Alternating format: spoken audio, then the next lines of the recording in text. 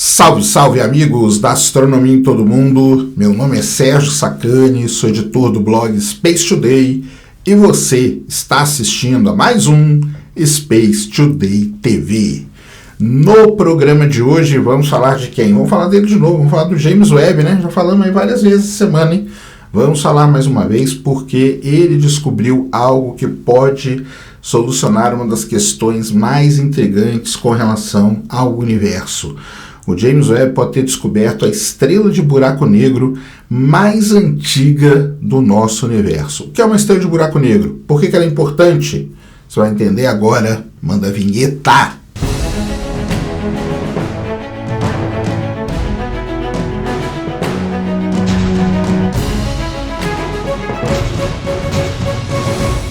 Muito bem, pessoal, vídeo novo aqui no canal. Antes do vídeo começar, você já desce aí, já deixa o seu like, já se inscreve no canal para você não esquecer durante o vídeo e para ajudar a causa da divulgação científica no Brasil. E aí, gostaram do eclipse? Passada a emoção do eclipse total do Sol, foi legal, né? Foi legal demais, tá doido? Coisa maravilhosa. Dia 27 de agosto tem eclipse da Lua. Não vai ser total, mas vai ser quase, vai ser 93% da Lua será encoberta. E é o seguinte, eu já me comuniquei lá com o pessoal do Pico das Cabras e nós vamos lá para fazer essa transmissão com telescópio, com câmera, com tudo, hein? Se o tempo ajudar, obviamente, mas espero que dê tudo certo. Então, já anota aí na agenda que dia 27 de agosto tem eclipse da Lua. Não é total, mas é quase 93% da Lua será encoberta e vai ter transmissão aqui no Space Today. Vamos para o vídeo de hoje, passar aqui nossos 10, 15 minutinhos, batendo um papo sobre algo importante, interessante e relevante que acontece no nosso universo. Quando o James Webb foi lançado, ele tinha alguns grandes objetivos na sua carreira, né? A gente sabe quais são eles, né? Lá, estudar lá as primeiras galáxias, ou tentar descobrir as primeiras galáxias, as primeiras estrelas do universo, tentar achar vida de alguma maneira, analisando ali a atmosfera de exoplanetas e muitas outras coisas. Eu falei sempre para vocês, né? O James Webb ele não vai ser um grande descobridor de buracos negros ou coisa do tipo, nem é o objetivo dele estudar os buracos negros. Porém, um dos grandes objetivos do James Webb era tentar responder uma questão que assola os astrônomos de maneira assim impressionante. Qual é esta questão? É o seguinte: buracos negros supermassivos eles estão no centro das grandes galáxias, ou pelo menos a maior parte das grandes galáxias que a gente vê.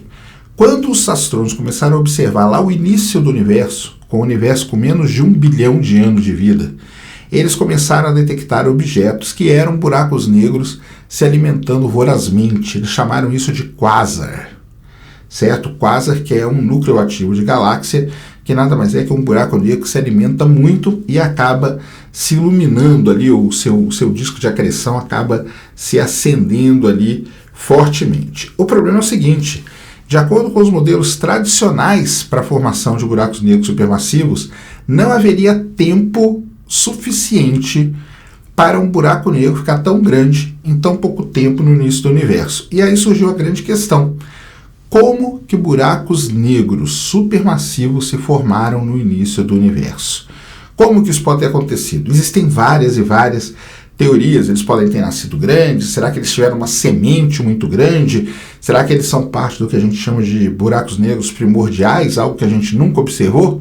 E o James Webb começou a fazer esse estudo aí, observar, né, tentar localizar isso lá no início do universo e tudo mais. E aí, neste meio tempo de vida aí do James Webb, 4 anos, né, estudando o universo, os astrônomos descobriram um tipo de objeto muito interessante, chamado de Little Red Dots, que a gente chama dos pequenos pontinhos vermelhos do James Webb. Isso aí se tornou um dos grandes mistérios para se explicar.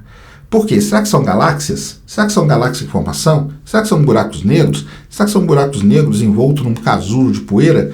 A gente não sabe o que são os Little Red Dots. E aí veio uma explicação muito interessante para isso. Os Little Red Dots podem ser o que a gente chama de estrela de buraco negro. Olha só que interessante. Que seria um buraco negro primordial com muito gás ao seu redor, só que quando você analisa o espectro parece um espectro de estrela. E aí deram este nome, né, estrela de buraco negro. Muito bem, será que é isso? Não sei, mas o James Webb tem um projeto muito legal chamado MOM, M-O-M, que quer dizer Miracle or Mirage, miragem ou milagre. E é isso que os pesquisadores acabaram de publicar, um trabalho muito legal, descobrindo aí a estrela primordial, a estrela de buraco negro mais antiga do universo. E o que isso tem a ver? Isso pode explicar a formação desses buracos negros supermassivos lá no início do universo. Então isso aqui é muito, muito, muito interessante o que eles começaram a fazer. Isso, né, ajudaria então a resolver tudo isso. Só que a grande questão é a seguinte, né? Esse objeto aí recém identificado, né, pelos astrônomos, podem ser no final também os pequenos, né, pontos vermelhos, tá? Podem ser os pequenos pontos vermelhos. Então, numa observação e num estudo só, os pesquisadores podem ter descoberto uma estrela de buraco negro no início do universo, responder por que os buracos negros conseguem se ficar tão grandes em tão pouco tempo e, além do mais, responder o que seriam os pequenos pontos vermelhos. Isso é muito, muito legal mesmo, tá? Então, assim, a gente sabe que algo muito espetacular aconteceu lá no início do universo e agora com o James Webb a gente consegue, né, observar diretamente isso. Esse projeto ele é muito interessante, tem esse nome que eu falei, né, Mirage ou Miracle, né, miragem ou milagre, e então temos essa nova pista, né, para isso, para tentar entender o que acontece. O que os pesquisadores... esse projeto, para quem não sabe, né, o MON, foi ele que descobriu a galáxia mais antiga do universo até agora, que é a MON Z14. Então, para quem não sabe, a MON Z14 é a galáxia mais antiga do universo, formada ali com o universo tinha os seus 600 milhões de anos, mais ou menos. Os pesquisadores identificaram um negócio chamado MON BH, de Black Hole 1, tá? Seria algo que estaria presente no universo quando ele tinha apenas 660 milhões de anos. Isso aí coloca a gente num Z, que a gente chama, que é o redshift, né, que mede a distância, de 7.7569, tá?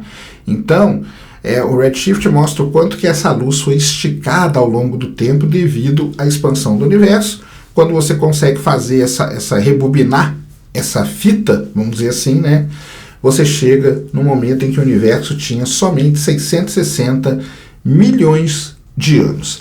E aí que vem as coisas, né? E primeiro o tamanho também, né? 117 parsecs, tá?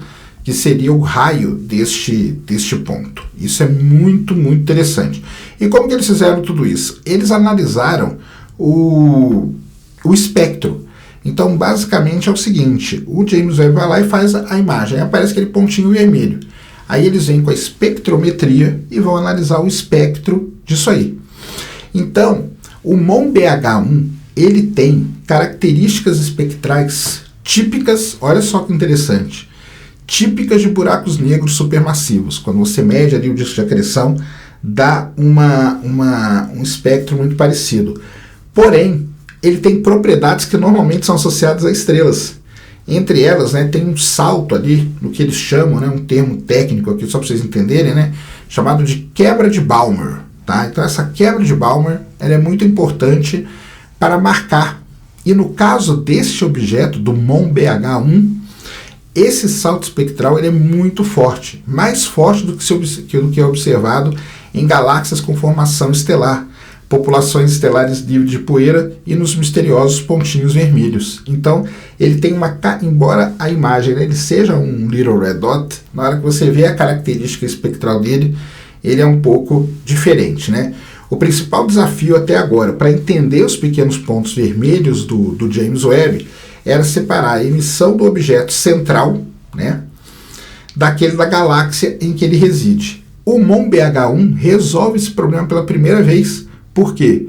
Porque você tem uma visão desobstruída do seu núcleo. Então, assim, um pouco, né, diferente aí dos pequenos pontos vermelhos, o MON-BH1 parece ser responsável por quase toda a luz observada, deixando pouco espaço para a luz da galáxia hospedeira. Em vez de ser avermelhado pela poeira, como se pensava anteriormente sobre os pequenos pontos vermelhos, quando foram descobertos, o buraco negro estelar, né, ou a estrela de buraco negro, melhor dizendo, ela é envolta por gás, o que desloca sua emissão de luz para a extremidade vermelha do espectro sem bloquear a sua visão, semelhante à dispersão de luz que torna, né, os pontos ali do Sol avermelhados, né? O MON-BH1 ele foi modelado como um buraco negro supermassivo em miniatura nos estágios iniciais da sua evolução, envolto por um gás extremamente denso e turbulento que forma esse envelope.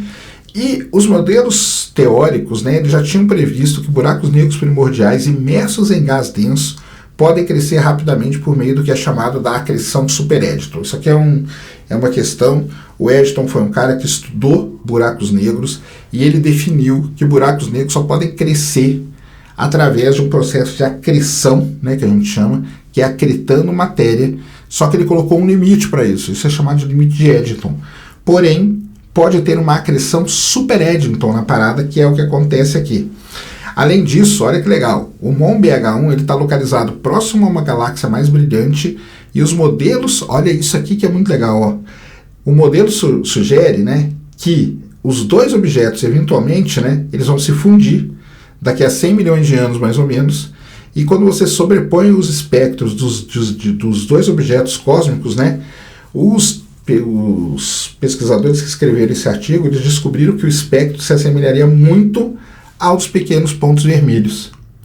Então, se inseridos em uma galáxia hospedeira semelhante, as estrelas com buracos negros como o BH1 podem muito bem servir como os motores centrais para a formação daqueles buracos negros gigantescos que a gente tem lá no início do universo.